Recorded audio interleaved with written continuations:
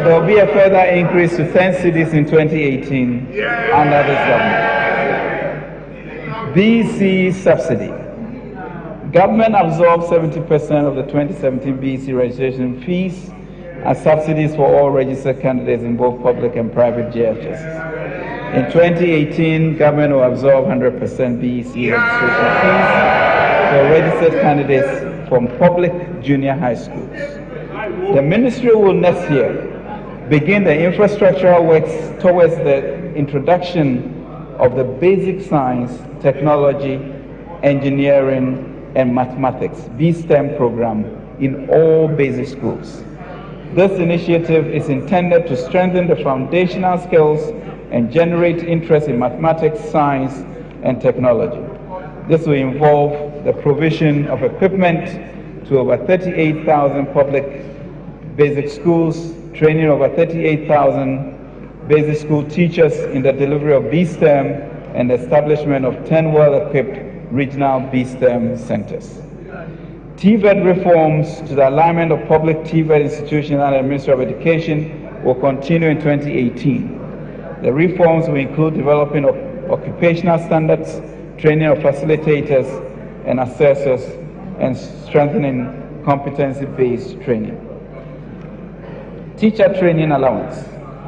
Government restored the teacher training allowance covering over 49,000 teacher trainees from 41 public colleges of education for 2017-2018. In addition, funds were released for the payment of outstanding feeding grants to all public colleges of education for the 2015 and 2017 academic year. In the 2018-2019 year, a projected number of over 52,000 teacher trainees will benefit from the allowances.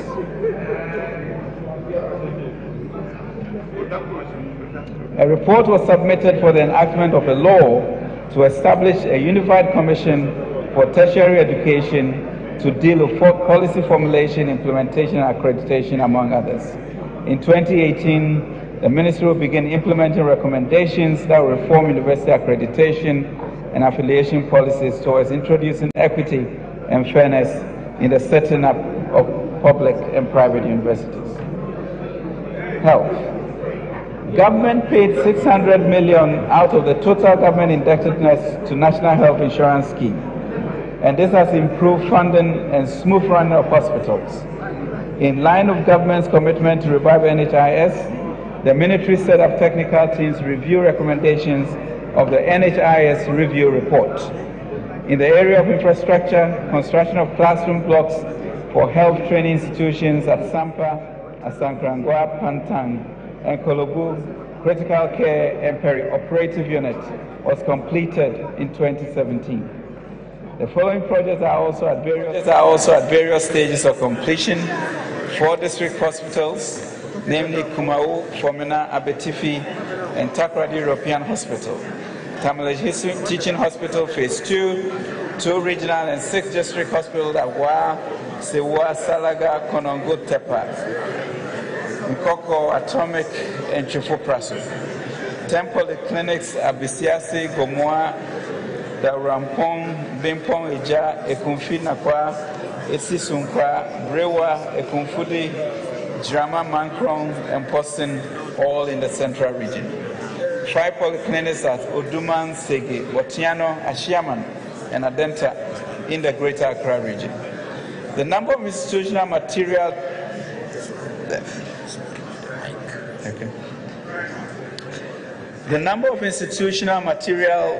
maternal deaths per 100,000 live births reduced from 167.5 in June 2016 to 149.7 in June 2017. However, institutional infant mortality per 1,000 births increased from 5.8 to 7.5. Mr. Speaker, sector challenges affected the purchase of vaccines, resulting in lower than targeted immunization coverage in the first half of 2017.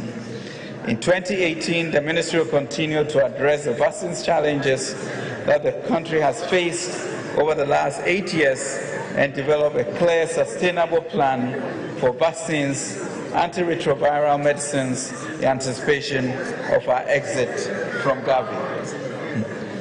Mr. Speaker, the focus of health sector activities in 2018 will be directed at reducing morbidity and mortality, especially maternal and neonatal, and improving the quality of life. This will be achieved by increasing access to quality health services and improving efficiency in the governance and management of the health delivery system. In 2018, government will explore the possibility of weaning selected health agencies of government subvention. In addition, the ministry, in collaboration with other stakeholders, will develop medical tourism policy. Mr. Speaker, in the fight against corruption, the Office of Special Prosecutor's Bill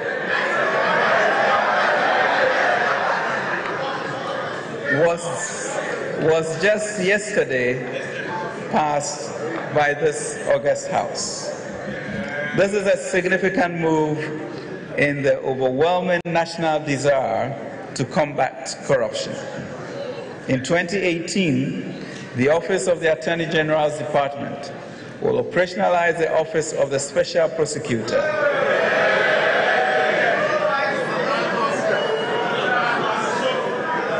Review all agreements for MDAs and MMDAs with the aim to secure successful convictions in the vast majority of cases referred to the office by the police.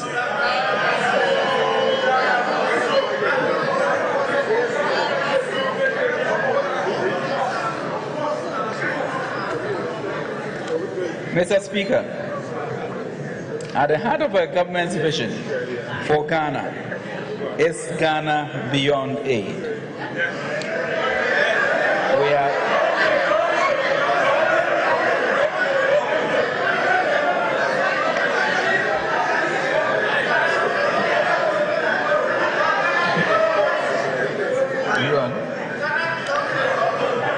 We are committed to pursuing this agenda for inclusive growth by implementing strategies, policies, and programs to grow our economy and promote the creation of good jobs at a much faster pace than ever before. Mr. Speaker, to this end, we envision a Ghana Beyond Aid, where government and the people of Ghana take full ownership and responsibility for the nation's economic growth and transformation in a new partnership with our development partners. Mr. Speaker, while we greatly appreciate and will continue to welcome assistance from our external development partners, we envisage a new partnership where development assistance is targeted and strategically aligned with our national growth and economic transformation priorities, where domestic resource mobilization is enhanced through higher private savings and higher government revenues raised in a more efficient and equitable manner, where there is resolute efficiency and accountability in the use of all public resources by government, including resources from external partners, where strong support is given to the private sector, both domestic and foreign, to drive economic growth and job creation, and where our engagement with external partners transitions from one based on aid to one increasingly based on trade and strategic political cooperation. Mr. Speaker, we envision a Ghana Beyond Aid where within a generation, Ghana, through rapid and inclusive growth that respects gender equity, safeguards the environment, and mitigates climate risk exposure, has attained upper middle income status. This will be a Ghana where each child has the opportunity to graduate from at least a senior secondary school or polytechnic and be equipped with the skills to succeed in the modern workplace. A Ghana of an economy based on transformed and highly productive agriculture, a dynamic and competitive manufacturing sector, and high-value services that provide productive employment opportunities for all our young people entering the job market. A Ghana where no one has to go hungry and everyone has access to the necessities of life, including good health care, water, and sanitation in line with the SDG goals. A Ghana that provides reliable and affordable supply of infrastructure, especially power.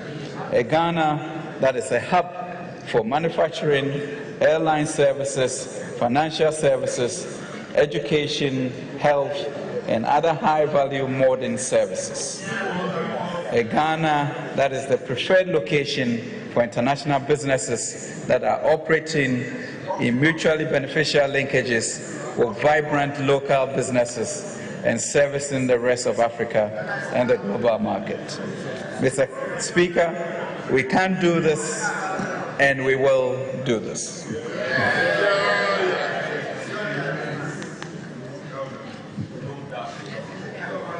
Mr. Speaker, I have every confidence that of all of us working together under the President's leadership, we can march forward to a Ghana beyond aid in a new, more mature and mutually beneficial relationships with everyone and advance towards our national vision of building an optimistic, self-confident society. Policy initiatives. Mr. Speaker, government made a commitment in the 2017 budget statement and economic policy to structurally transform the economy through investment in agriculture, development of strategic infrastructure, investment in human capital, and a deliberate push towards industrialization with active private sector involvement to create jobs and wealth and improve incomes, thereby improving the standard of living of the Ghanaian. Mr. Speaker, to achieve this transformation, we'll continue with the implementation of our flagship programs and initiatives commenced in 2017 and also outline new initiatives for implementation in 2018. Mr. Speaker, government promised in the 2017 budget to remove some taxes to free additional capital for businesses and provide relief to consumers. In line with this, the taxes, as you know, were duly abolished.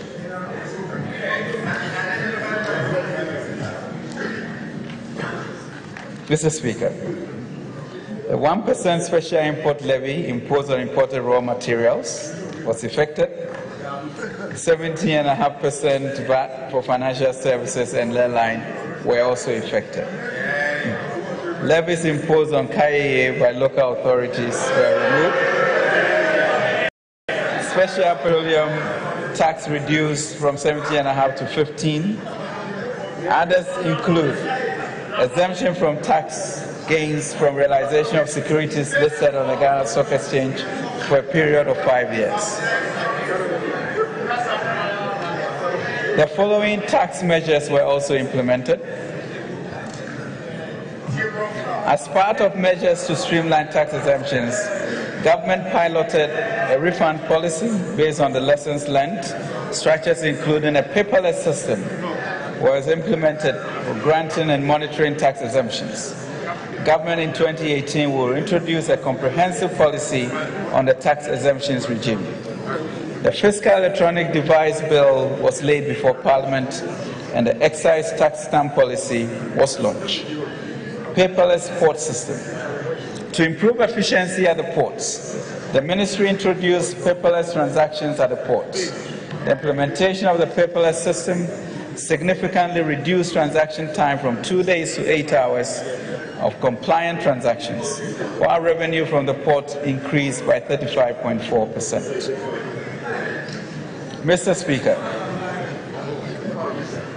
government resolved in 2017 to address the challenges in the financial sector to enable strong private sector credit growth. In this regard, the Bank of Ghana addressed the challenge that UT Bank and Capital Bank pose to the entire banking system by facilitating a purchase and assumption agreement by GCB Bank.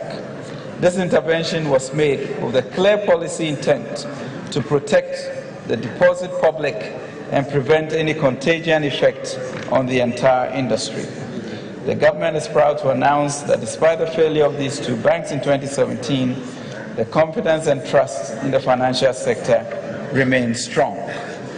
The Bank of Ghana increased the minimum capital requirement of universal banks from 120 million to 400 million, and all such banks have up to December 2018 to meet the minimum capital requirements. This was done to ensure that these banks have more capacity to lend to businesses, especially within the purview of their single obligor limits, which the Bank of Ghana must enforce strictly. Mr. Speaker, government streamlined ESLA flows to accommodate all the existing legacy debts owed by the energy sector firms to banks and suppliers, and took steps in issuing a successful ESLA-backed bond to pay all these debts. This initiative is important in resolving the liquidity challenges faced by the banks and will enable stronger credit to the private sector, especially as banks' non-performing loans improve.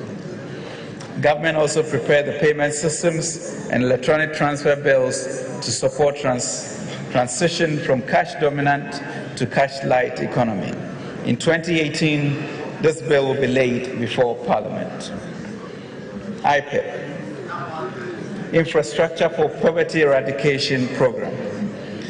Government introduced the IPEP to direct capital expenditure towards local constituency level, specific infrastructure and economic development priorities, with particular emphasis on rural and deprived communities.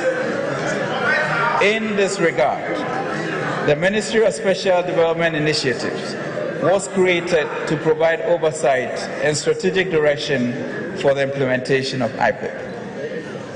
IPEP projects were selected through standardized guidelines in the categories provided below: One Village, One Dam, small business development, agriculture input including equipment, water for all projects, and sanitation projects.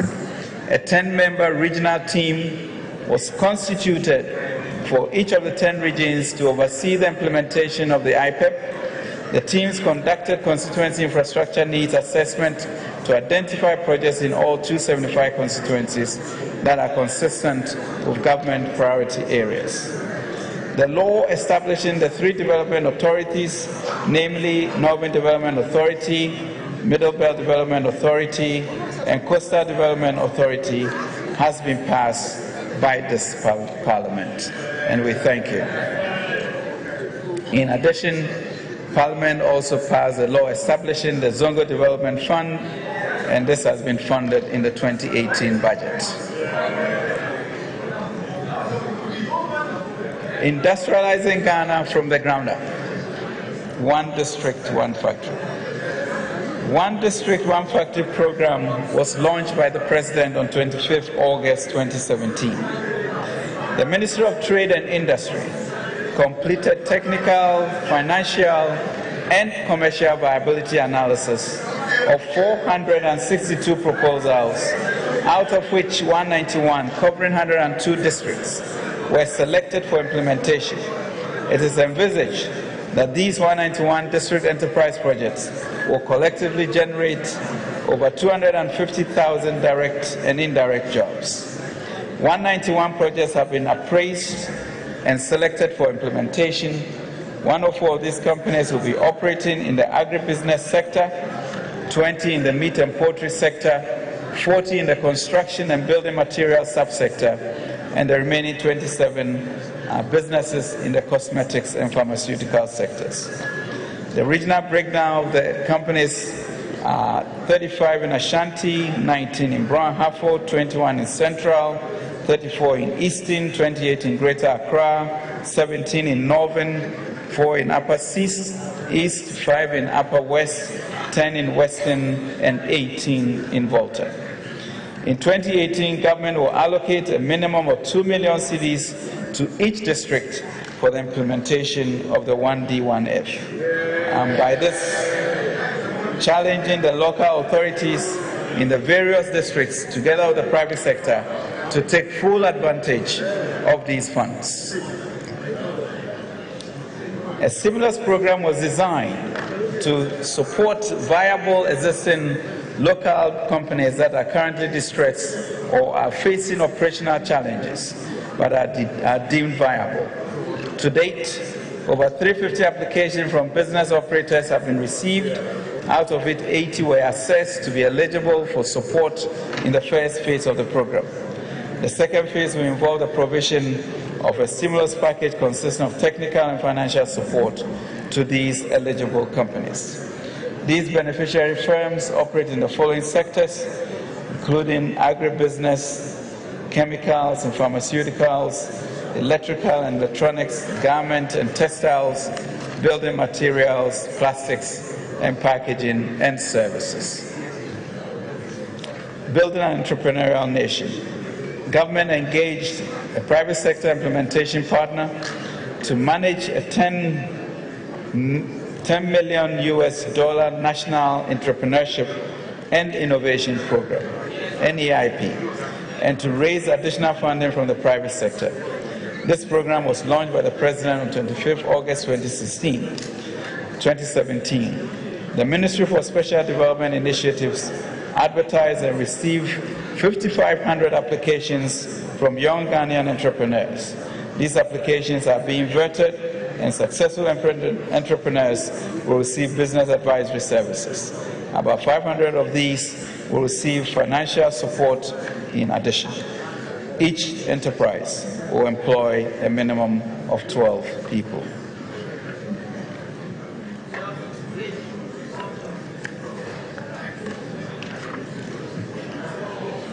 Mr. Speaker,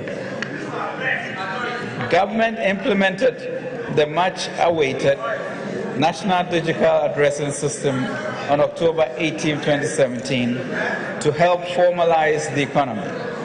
In 2018, government through Ghana Post will develop postal codes to feed into the National Identification System. About 4,000 national service personnel will be engaged to emboss digital addresses on all landed properties nationwide. 4,000 jobs, Mr. Speaker, will be created in this area. National Identification Program.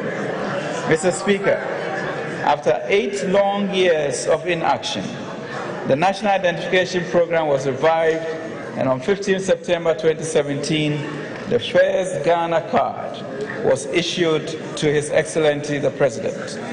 The National Identification Authority will commence issuing the Ghana card after the amendment of the National Identification Authority Act 2006, Act 707, and subsequent passage of the relevant legislative instrument. It will be the first ever multi-purpose card issued in Ghana to support government's efforts of formalizing the economy. Care is being taken to ensure coordination with all other related identification initiatives to prevent waste of resources and maximize government's investment.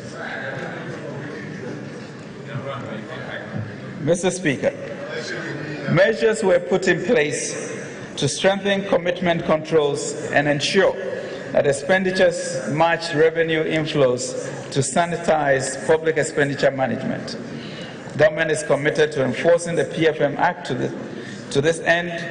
Draft regulations to operationalize PFM are being finalized and will be presented to this August House in 2018.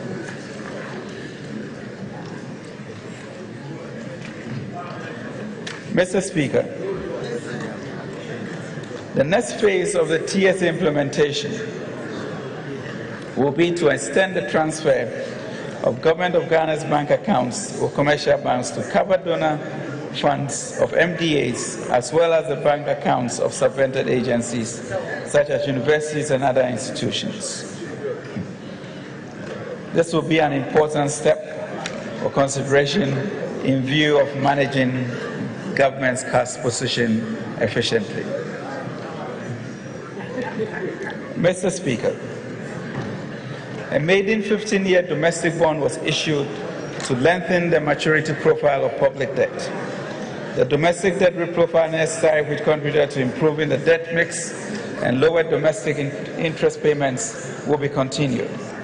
And the next phase of the liability management program will include external debt reprofiling based on market conditions, issuance of Eurobonds and use of some of the proceeds for reprofiling more expensive domestic debt, creation of benchmark domestic bonds through tap-ins rather than new issuance. This will improve secondary market trading, improving liquidity and reducing yields on the domestic market. Exploring the opportunity to deepen domestic market by making domestic bond more tradable on the international market. Mr. Speaker, as we are all aware, a major source of corruption has been with malfeasance in public procurement and the extensive human interface in the provision of public services. In this regard, a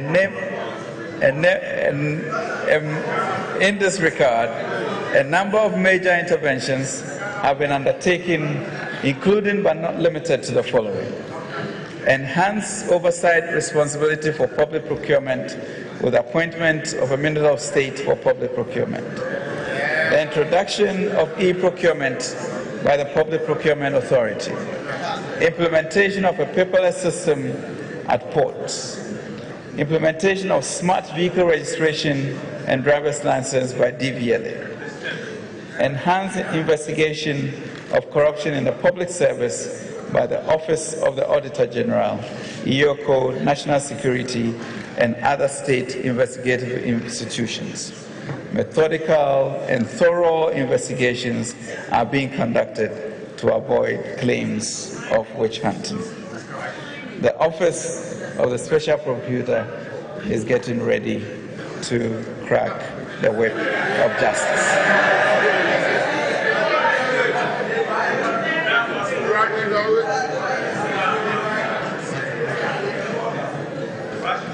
Mr. Speaker, infrastructure development and job creation.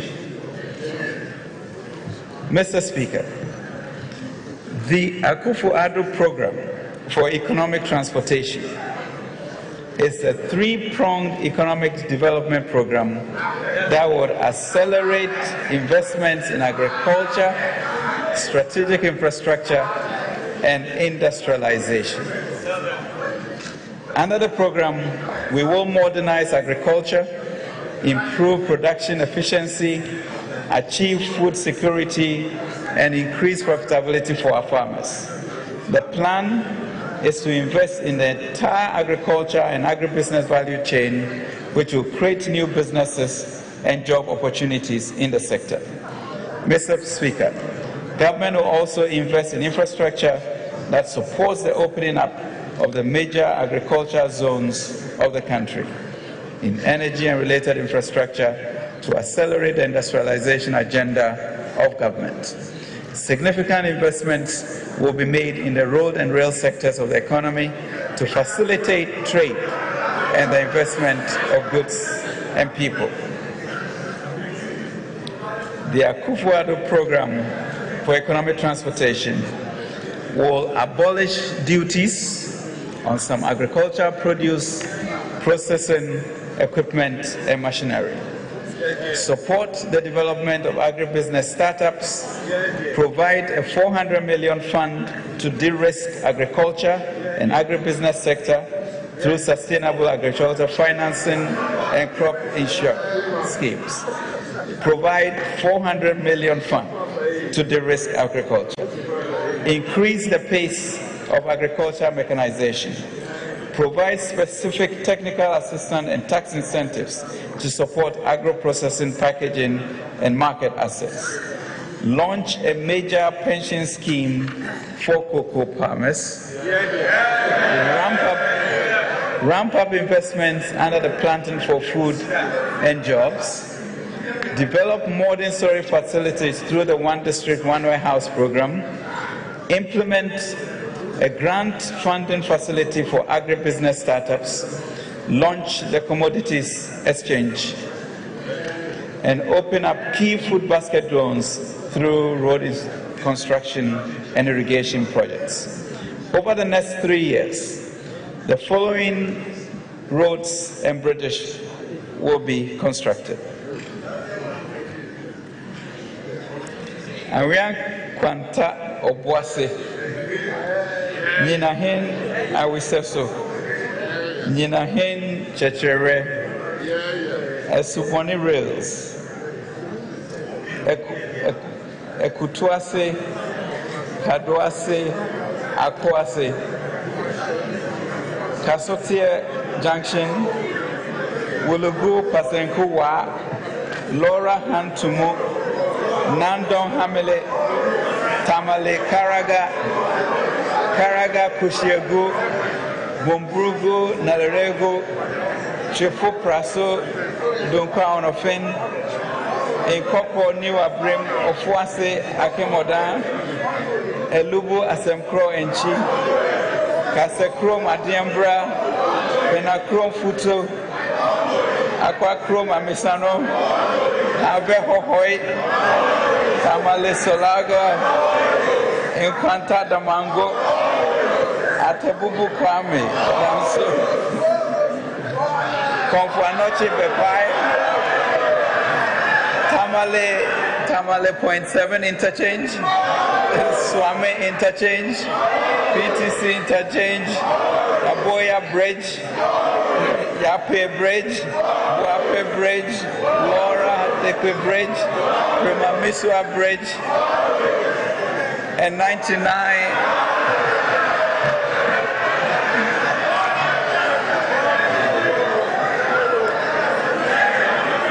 And, Mr. Speaker, 99 steel bridges.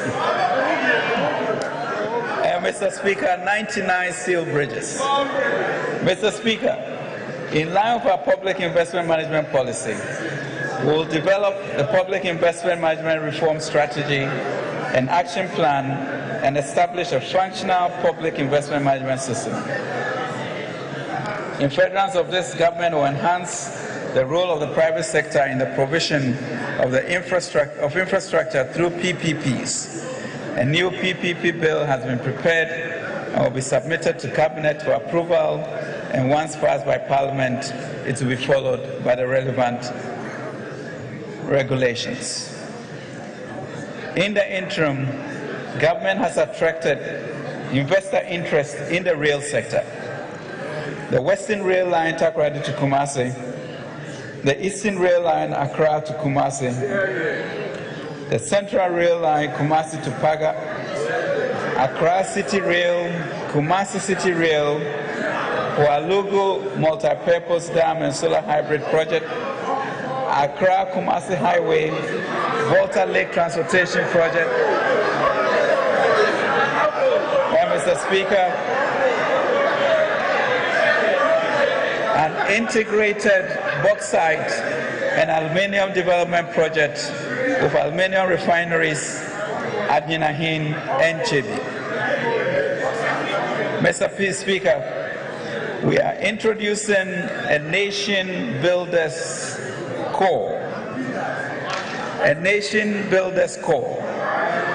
Mr. Speaker, the most critical economic problem of our time is youth unemployment, and in particular, graduate unemployment.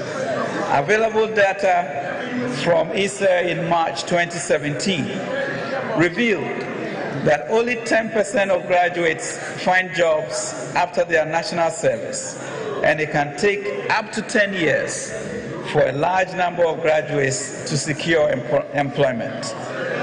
This is due to varied challenges that range from the lack of employable skills, unavailability of funding capital for entrepreneurship, as well as low capacity of industry to absorb the huge numbers. We must, Mr. Speaker, reverse this trend. Mr. Speaker, we note that several